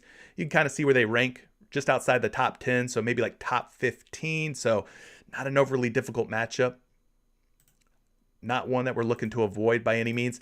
Looking at the assists here, I got a projection of 6.7, which is less than the 7.5. But again, cross-reference on some other sites if you want to look at the projections. We are seeing them on at least one sports book being taken over, minus 125 to go over 7.5. So there you go. Quick little recap there on Ayo assists. Help Me Ja wants to know about some Keldon Johnson at 15.5. So we talked about, sounds like Josh Richardson's going to make his debut tonight for San Antonio. Don't know what kind of impact, what kind of role he will have with the Spurs in his first game. Keldon Johnson, though, been pretty consistent here over the last 4 games, especially without Derek White around. Keldon Johnson really starting to kind of like come into his own here over the last 5-10 games. 15.5 points tonight going up against Chicago. This game, again, going to probably be one of those up-tempo type of games where a lot of points are scored, not a lot of defense. Keldon, pretty easy matchup here going against Chicago. 25.3 points per game against the Bulls this season, or in the last 7 games, I should say. Small forward scoring over 25 points per game against Chicago in the last 7 games. So that's the 4th most. That is the 4th most. So I would say, yeah, I mean, the matchup looks great for Keldon Johnson on paper. Hard to hate him. Got him projected for 16-1. We're seeing him at 15.5 on 2 books. Everybody's taking the over at 15.5, it looks like. We're even seeing him at 16.5 points on another site. At 16.5, not so confident there. We're seeing the under. People betting the under on Keldon Johnson in that one. So yeah, I think Keldon Johnson makes for a pretty interesting play. One other one that I wanted to kind of take a look at is DeMar DeRozan. Like, is there a revenge narrative here against San Antonio? We could kind of take a look and see how DeMar DeRozan has done against the Spurs since joining the Bulls. I don't know how many games he's played against them. DeMar DeRozan versus Spurs logs. So he's only got 1 game as a member of the Bulls against San Antonio. And that was from January 28th. So that wasn't that long ago. 2 to 3 weeks ago. Played 37 minutes. Scored 32 points. 6 rebounds. 8 assists. Shot 13 for 22. Man, that's a pretty darn good field goal percentage for a guy shooting 22 shots to make nearly 60% of them. Heck of a game there for DeMar DeRozan. Let's click into this game real quick and see who was active for Chicago. They had Zach LaVine in that one. He will not be in the lineup tonight. Kobe White probably taking his spot. But yeah, I mean, you can kind of see how DeRozan did with Vucevic and with LaVine alongside of him. Still put up 32, 6, and 8. Now you take a scorer like Zach LaVine out of the mix. You throw in Kobe White. Maybe there's even more upside for DeRozan here. Dosunmu in that game had just 3 assists, but again, without LaVine around, maybe he assumes more of the playmaking responsibility. Kobe White could be in line for a good game too. He had 18 points off the bench with Zach LaVine active. So maybe Kobe White is a guy that you take a look at as well. His point prop, is he up on the board? No, he's not. Well, maybe if we get him at some point later in the day and he's like somewhere around like 15.5 or 14.5 or something, maybe we dive into some Kobe White. Just scrolling through, trying to get caught up on some of your other questions. Yeah, Mitchell, we talked about liking Fred VanVleet's points. We talked about liking his rebounds. We talked about his PRA. We talked about his 3-point makes. I think Fred VanVleet's looking like a pretty good move across the board. Alvin, we did discuss some Siakam PRA. In case you missed it, We did like sort of the matchup, the upside, the hit rates all looked pretty good. I think he was projected to go. Was he projected to go over? I don't know. You have to hit the rewind button. But we did talk about him. Busy Times dropping an under pick, an under play on us. He's wanting to go under on Jonas Valanciunas points, rebounds, and assists. Let's go take a look at that one. We don't talk a ton about the unders around here. But Joe Val at 29.5. 29.5. Yeah, I mean, he has gone under in 4 out of his last 5 games, and he's averaging just 27.6 PRA. But it is a revenge game. Jonas Valanciunas against his former team, the Toronto Raptors. We'll have to take a look at that one. That might be interesting, right? Let's see how Jonas Valanciunas does against Toronto.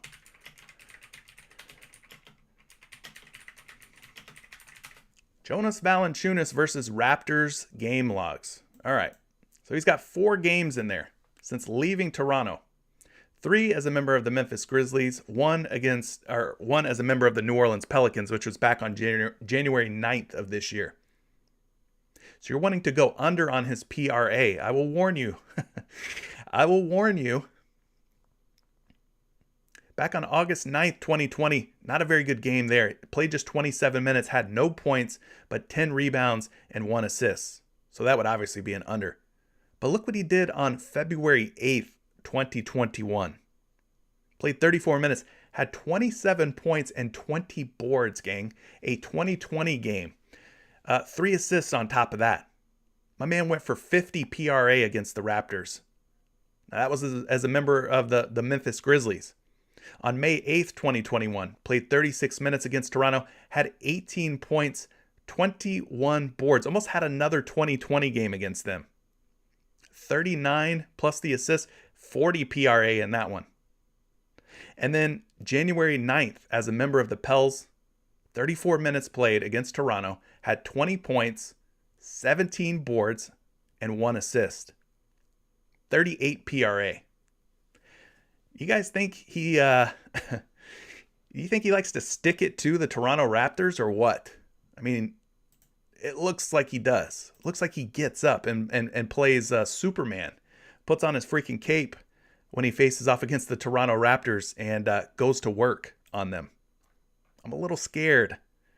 I'm a little scared of taking the under on Jonas Valanciunas based on what I just saw. Listen, the Raptors are giving up about 23 points per game, about 16 rebounds per game, and about 5 assists per game. So that's like 44 PRA. There's definite upside.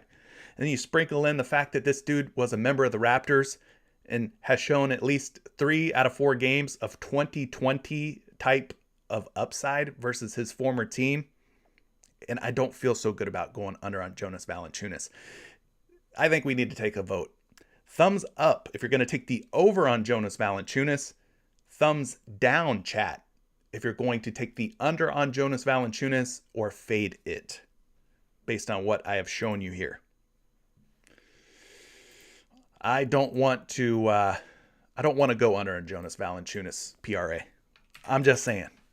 I do have him projected for 32.3 PRA. At 30.5, the betting public taking the under. They're taking the under. Ooh, we're seeing some under, some thumbs down indicating under or fade. We're seeing a lot of thumbs up. Whew, I think we're kind of torn. I think we're kind of torn on Jonas Valanciunas. Dude seems to like to kill the Raptors, though. Like I said, man. Looks like he likes to kill his former team. I mean, 20 and 17, 18 and 21, 27 and 20.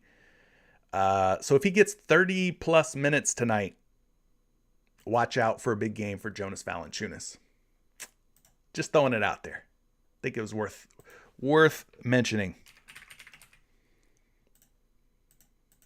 Boom.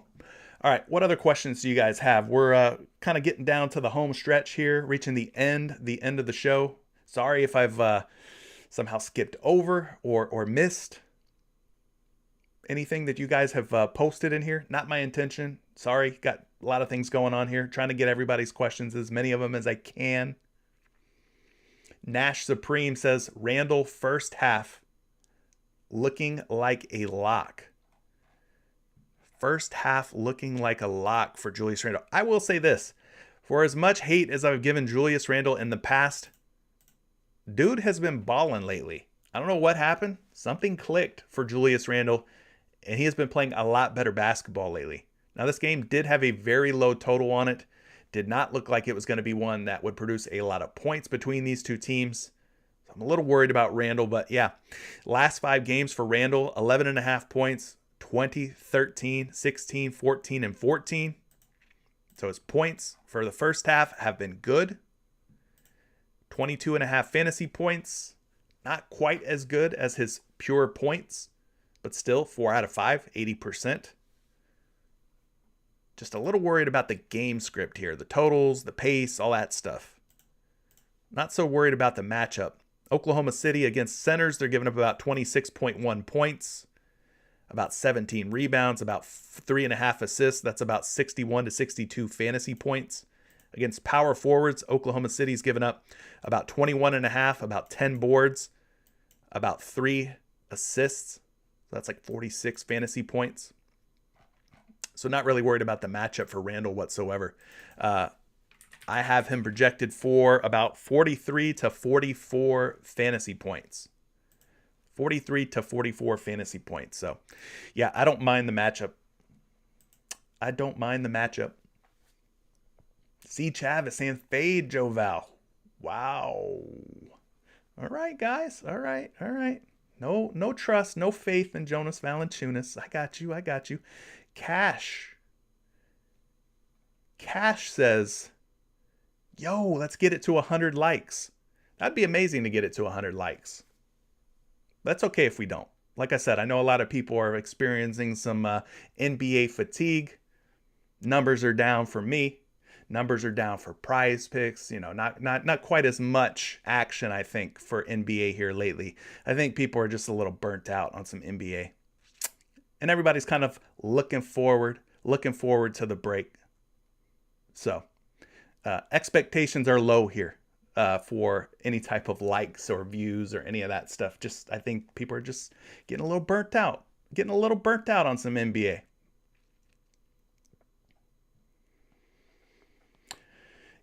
Kellen is mentioning Raul Neto fantasy points. Whew. Boy, we're digging deep now. Raul Neto, 12.5. I'm sorry, fantasy points? 20 fantasy points. He's going to be getting a lot more playing time without Spencer Dinwiddie, Bradley Beal around. But Neto, really? Against Detroit? That's where we want to go? On a 9-game NBA slate? Raul Neto? I'm just going to pull a projection up for you. They have him projected for 23 fantasy points against Detroit. So, yeah, I mean, if you want to go over, it looks like the models favor the over.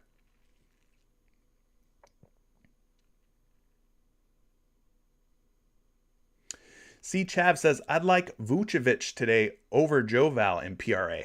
Now, that's an interesting take. We have not talked any Nikola Vucevic. Vucevic going up against San Antonio and Jakob Poeltl. Vuce, 40.5 PRA. You can see what he's been doing here in the last 3 games. Listen, when he goes over 40.5, he's barely going over. So it's probably going to be a bit of a sweat. 41 against Charlotte, 41 against Minnesota, 46 against OKC. 3 straight, though. 3 straight of him covering 40.5 PRA. Just taking a quick glimpse at the matchup against San Antonio. We love the total. We love the spread from this game. Spurs giving up about 23 points, about 16 rebounds. So you're looking at about 40 points and rebounds allowed. And then about 4 assists on top of that. So about 44 PRA allowed by the Spurs. Not a, difficult matchup. Not one that we're looking to avoid by any means. Vucevic is projected for about 37.7 PRA. So they are projecting him to go under 40.5. And then at 39.5 PRA, out on your favorite sportsbook, people, they are taking the under on Vuce. 39.5 PRA. So he's actually higher on PrizePicks at 40.5 versus the 39.5. So if they're taking the under at 39.5, maybe we should definitely be taking a look or considering taking the under at 40.5. Happy Valentine's Day to everybody out there, by the way. Happy Valentine's Day to everyone out there. For those of you just getting here, I hope you find love today, if you haven't already found it. Recamon says, hey, I'm just tuning in. Have you went over Curry rebounds? I was looking at it last night. Ooh, who? Seth Curry or Steph Curry? Which Curry are we thinking about taking rebounds on? We got them both up, but it looks like Steph Curry is the only one we have up for 4 rebounds. We have not talked about Steph Curry. We did like Steph for points, for assists. I think fantasy points also in play against the Clippers. Clippers just have not been very good lately against opposing point guards. I mean, they're giving up the second most rebounds. They're giving up the first most points, the second most rebounds. They're giving up like, I don't know, what, the top 10 most assists, top 12, 15, something like that, most assists, and giving up just gobs and gobs of fantasy points, the second most fantasy points. So for me, I think I would like play Steph Curry in like a PRA potentially or a fantasy points play. I think he makes for a good option in either one of those. I don't know that I would take any single stat on Curry, being that the Clippers are just kind of giving up a little bit of everything. A ton of points, a ton of rebounds. So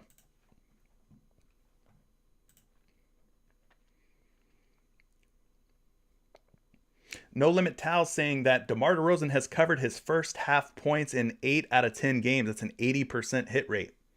That's a very good number. I think, again, DeMar DeRozan, a little bit of a revenge narrative against San Antonio. He could probably see him having a big game without Zach LaVine, especially, and all the other injuries. No Lonzo Ball, no Caruso. DeMar's just going to have to be the man. Him and Vucevic probably will probably have good games. Rumsey is asking about Siakam's first half points. So I think we liked some Siakam today. His PRA, definitely worth a look. You're mentioning just playing him in a first half only at 10.5 points versus New Orleans. I mean, he's covered his first half points here in 5 out of 5. 5 out of 5. Let's see. Pascal Siakam first half points logs. Let's see how his 6 through 10 look. 5 out of his last 5, though, at 10.5 points. 1, 2, 3, 4, 5. 6 in a row, actually. Then we go 1, 2, 3, 4, 5. 3 out of his last 5, and then 5 out of 5. So an 80% hit rate over his last 10 games. So, yeah, I mean, you could definitely go Pascal Siakam's first half points if you prefer first half versus full game.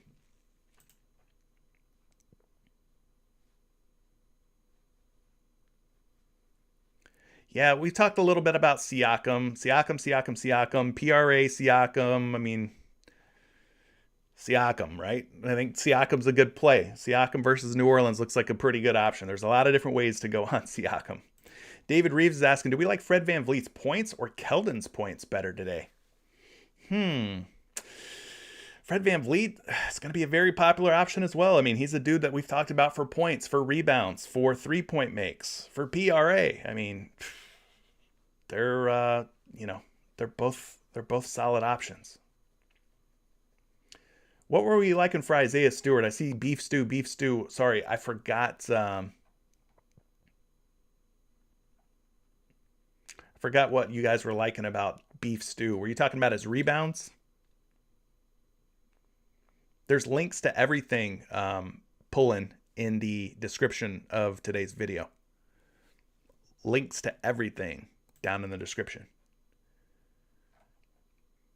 Somebody's talking about Kyle Kuzma at 5 assists. Well, he's dropped 10 and 7 assists in his last 2 games. So no Dinwiddie, no Beal. All those assists are seemingly being absorbed by Kyle Kuzma. Do we think this is the start of a new trend? Is he going to be Mr. Do It All? I'll score a little bit. I'll rebound a little bit. I'll dish out some assists for you. Like, is Kuzma about to emerge into Mr. like do everything, triple double threat? I don't know. Just a couple of games though where he's gone for 10 and 7. His number's at 5 today. 5. Kuzma, I got him projected for 3.3, but at 4.5 assists, minus 165 betting favorite to go over. At 5.5 assists, he's a minus 125 to go under. So PrizePicks taking the middle road here, taking the middle number at 5. But the projections, they don't love him.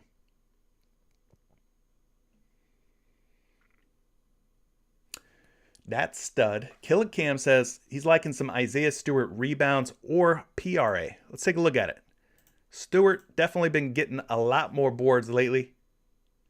What's the status on Marvin Bagley III?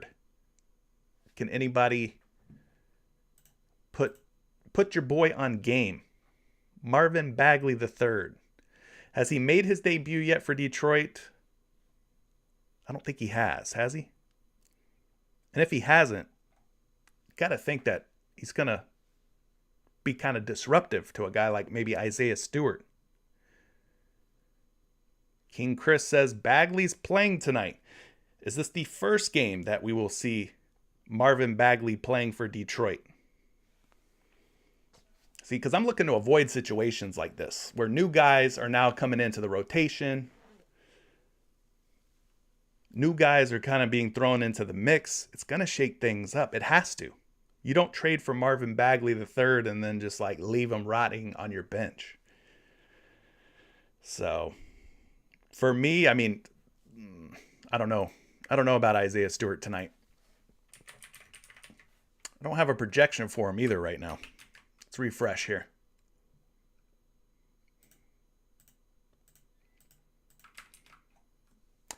Got him at 9.6 projected rebounds. His line on 3 different sites, guys. 3 different books, 8.5 boards. And at 8.5 rebounds, the public's taking the under on Isaiah Stewart at 8.5. So we're actually getting a higher number, which is a little weird. We don't typically get the higher numbers on PrizePicks. We usually get the lower numbers on PrizePicks. So with Bagley being in, with Stewart being at 9.5 on PrizePicks and at 8.5 out on every other site, and with the public taking the under on Stewart at 8.5, I might have to pass on the beef stew.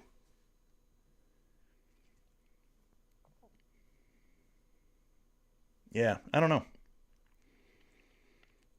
Gonna be a fade for me with Marvin Bagley III being tossed into the mix for Detroit. I got to wait and see, gang. I got to wait and see how it's going to happen, how it's going to shake out.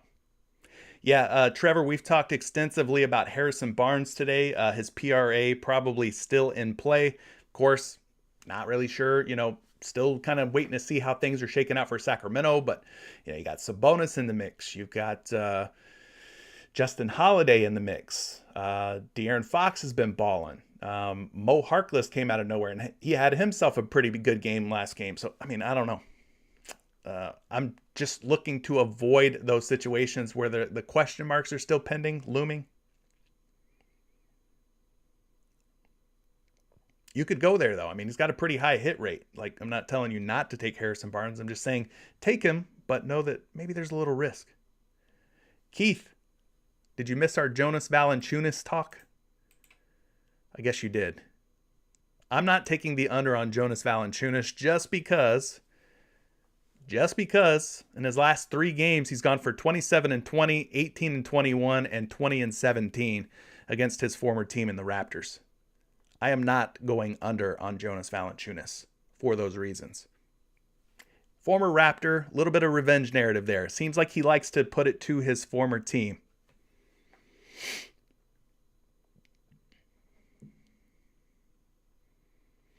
What is my favorite play? I mean, I don't know. We're just doing kind of like high level overview, first look type of research. I typically go even further than what we do here on these videos. So when I go and do research off camera and, when I have more time, I can't do it all, here on stream. I usually go more in depth. I don't have anything locked in though. Don't have anything locked in right now. Rumsey, just FYI. I'll be doing more digging, more in-depth research. And I encourage everybody to go even further than what we've gone here on the live stream. Don't let this be the end of your research and be like, the last thing that you look at before you go lock in entries. Like, you might want to dig in a little bit more. Aisha, what's your typical amount on a bet? It really just depends on the entry size. I mean, I'm not doing this professionally. I'm not doing this because I have bills to pay. I do it, I'm a recreational type of player on PrizePicks, I guess you could say. It's rare that I go higher than like $25 on anything. I'm just more risk adverse, I guess you could say. I don't like I'm not a big risk taker in general in life, so I keep it manageable at like probably about $25 on like a 2-pick power. I'm okay with that. I'm not out there chasing $1,000, $500 tickets or anything like that.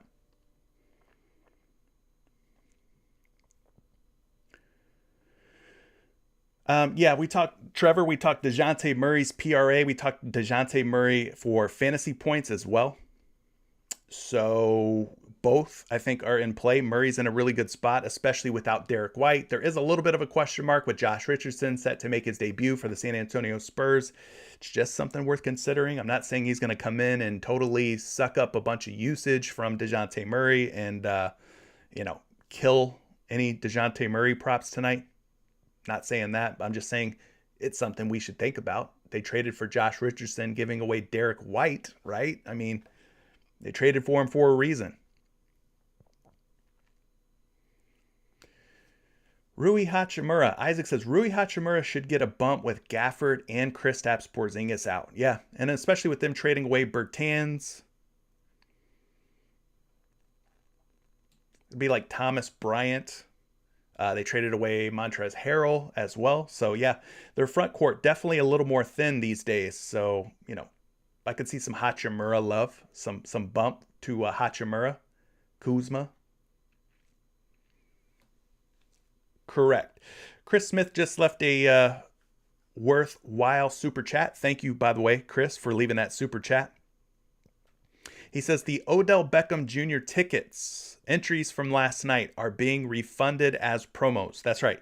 So if you had like an over on OBJ's yards, if you had an over on OBJ's fantasy points, receptions, those will be refunded if he caused you to lose, basically. So Mike from the 4 says, if you're just now coming in, go ahead and baptize that like button for your boy. Appreciate you, Mike. Thanks for leaving that PSA, public service announcement. Baptize that like button, or else Mike will come to your doorstep and force you to do it. He will force you to do it. He will make you pull out your mobile device, go to my video, and he will force you to hit the like button if you do not do it willingly. I'm just kidding. I don't know that Mike is that type of person. I think he's got better things to do. Appreciate you though, Mike.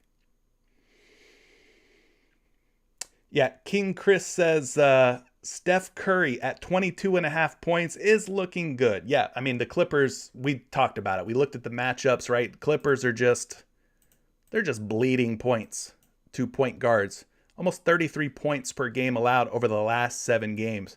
Tons of points allowed. They're the only team in the NBA giving up 30 or more points to point guards. Over 8 rebounds, nearly 9 rebounds per game. Over 9 assists allowed per game. Over 58 fantasy points allowed per game of the last 7. So, Steph Curry's in a great spot, King Chris. I agree with you.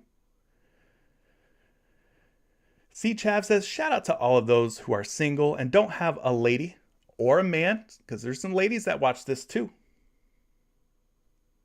who don't have a lady to spend the day with, so we just watching basketball tonight. There ain't nothing wrong with that either, man. Right? Ball is life. Ball is life for some of us out there. Yeah, recommend we were liking some Jakob Poeltl today against the Chicago Bulls. I think his first half or full game fantasy points against Vucevic are both in play. Cameron, Curry over 2.5 threes is a steal. Which Curry though? Steph or Seth? Oh, he's at 3.5 though, not 2.5. You had me excited, brother. But 3.5 threes is hella juicy. 3.5 threes is absolutely, best 3-point shooter of all time. Needs to make 4 3-pointers. Let's go. I ain't mad at that. King United says he took his $25 risk-free entry and chose Steph Curry over 22.5 points, DeJounte Murray over fantasy points, DeMar DeRozan over 31.5 points, and Harrison Barnes over fantasy points. Yeah, that would be my advice, my strategy, and my tip to you. If you're going to use your $25 risk-free entry, meaning you could put that $25 down on any entry, and if you get $0 in return on your $25 entry, they will refund that to you. So it's a way for you to make up to $250 risk-free. So what I plan on doing is similar to what my man King United is talking about. Doing like a 4-pick power play for $25, trying to win $250 because you literally have nothing to lose. It is risk-free. So I'm going to take the risk-free $25 entry, put it on a 4-pick power play, hope I can turn it into $250. And if I don't, not the end of the world. I'll get my $25 back. Thank you, PrizePicks, for that. That is how I'm going to use it. Because listen, you could go for a 5-pick flex, but here's what can happen on a 5-pick flex. Think it through for me. So 5 picks obviously are harder to hit than 4 picks. If you do go 4 out of 5 on a 5-pick flex, yeah, you can double your money. And yeah, you can make $50 out of your $25 risk-free entry. But let's just say some stupid stuff happens like it tends to do, and you end up getting 3 out of 5 on your 5-pick flex entry for $25. Guess what? They're going to pay you out 0.4x of that $25. And it is considered a win, not a loss.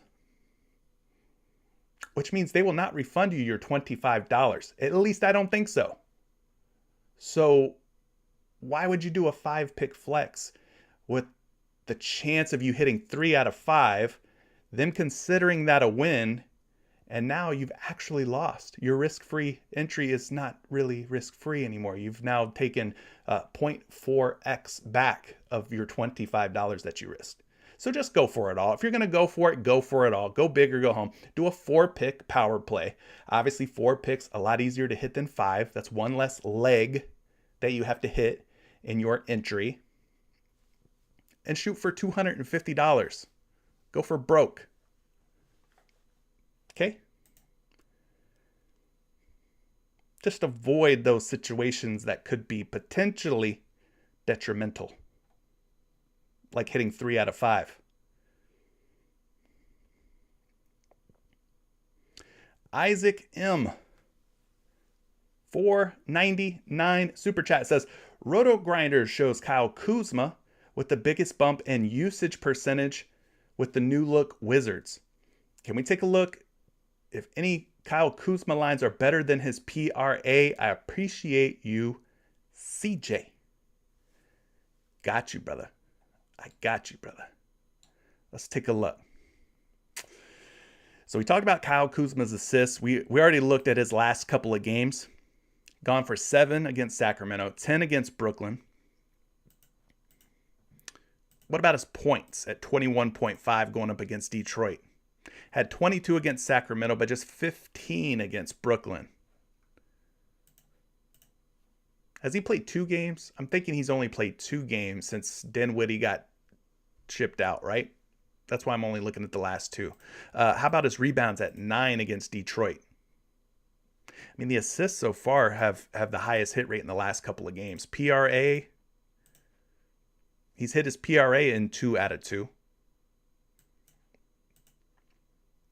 Fantasy score, 1 out of his last 2.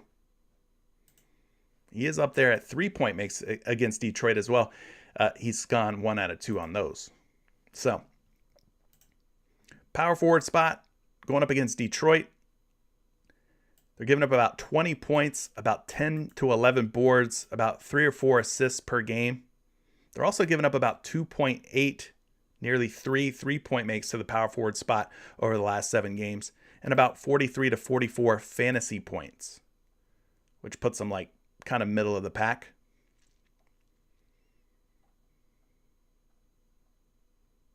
Yeah, puts them like right in the middle of the pack. So you're asking, I guess, maybe what is the best way to play Kyle Kuzma? Let's just do some quick little lookies here on Kuzma. So I got him projected for 17.1 points, which is less than the 21.5 by quite a bit. His rebounds are at 9 on PrizePicks. He's projected for 8.8. At 9.5, we're seeing him being bet under on at least 2 out of 3 sites. His assists are at 5 right now on PrizePicks. Projected for 3.3. At 4.5 assists, the public taking the over. At 5.5, they are taking the under. PRA is at 35.5 on PrizePicks. Projected for 29.3. That's significantly less. Look, I know projections aren't 100% and they're not always right, but 29.3 versus 35.5 is quite a big difference. Now he's at 36.5 out on your favorite sports books. They are betting the under at 36.5. So PrizePicks is coming in with the softer line at 35.5. But the projections, not loving him going over 35.5 or 36.5 PRA. And then you asked about his 3-point makes as well. We got his 3-point makes sitting at 1.5. Matchup looked pretty good for 3-point makes. Have him projected for 2.1. And he is a betting favorite at 1.5 to go over. And then last but not least, fantasy score sitting at 41 fantasy points. I've got Kuzma projected for 35 fantasy points. So his PRA projections and his fantasy points projections are quite a bit lower today, according to Fantasy Labs and their projection models. So like I said, always want to cross-reference that on other sites, and kind of see how he stacks up, how he lines up. Tommy's asking about some Jokic first half points. Got Jokic at 12.5 first half points. 3 out of 5. He's going up against my Orlando Magic. Are you wanting to pick on the Magic? Well, I can't blame you. Can't blame you. They're giving up about 23 points per game, which is like middle of the pack. He'll be going up against Mo Bamba, Wendell Carter Jr. What stands out to me more than the points, though, for Jokic against this Orlando Magic squad is if we go over to the fantasy points column, they're giving up 60 fantasy points per game over the last 7 games to opposing centers. So that's like the 7th most in that span. Over 23 points, over 18, almost 19 rebounds, and 4+ assists per game. So I could see his PRA, although you can't play PRA first half, I could see his PRA in play. I could see his first half fantasy points being in play as well. So one way that you can kind of check that is go Nikola Jokic first half FanDuel points logs. So his points are at 12. Are they not going to give us his fantasy points? Is it just going to be points today? They don't want to give us his fantasy points, do they? They're playing keep away with the fantasy points first half for Jokic. All right. They know he's in a good spot today against Orlando. That's all right. We'll have to settle for points. But yeah, 3 out of his last 5. If we go back a little bit further than that, he had 12. So that would be an under. 9 would be an under. 7, under. And then 19 versus Detroit. So not the highest hit rates when it comes to points. His fantasy points, a little bit higher hit rate, which is why we're not getting them today at like 25.5, like we've been getting them at like 25.5, 26.5, something like that. Let's just take a look and see how he's done against Orlando in the past. He has covered 12.5 first half points against Orlando in 2 career games. Just 2 career games out of 1, 2, 3, 4, 5, 6, 7, 8, 9, 10, 11, 12. 2 for 12 at covering 12.5 first half points against the Magic. Last time he played Orlando, December 1st, which was this season, last year. Had 17 minutes, recorded 12 points, 12 rebounds, and 5 assists. Had 31.9 first half fantasy points. That is why they don't want to give us his fantasy points today. Yeah, can't blame him. But I don't know if I love his points quite as much. Hit rate's just not as nice.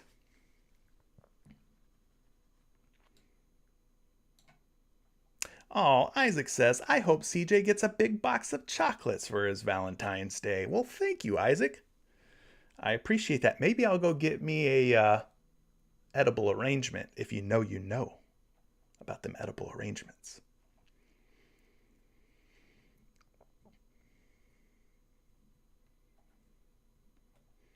All right, gang. Well, I think things are kind of slowing down. We're an hour and 51 freaking minutes in. It's about time for me to get going here, gang. I appreciate everybody joining me. Like Chuck Roast is saying, it's almost 1 p.m. People better be smashing the like button for this. Yeah, we went pretty in depth today, went pretty into the weeds, but I'm going to get out of here, guys. Good luck. Make sure you're using that $25 risk-free entry by midnight tonight. If you try to place it tomorrow, February 15th, it'll be too late. It won't count, unfortunately. It'll go away. It'll disappear. So make sure you use that $25 risk-free entry today. Do a 4-pick power play. Go for it all or don't go at all. That's what I'm saying. All right. Thank you so much for joining. Appreciate all the likes. Appreciate all the support. We'll catch you tomorrow. Same channel, same time. 10 a.m. Eastern time right here. 11 a.m. Eastern time. I messed it up. 11 a.m. Eastern time. Catch you then, guys. Peace.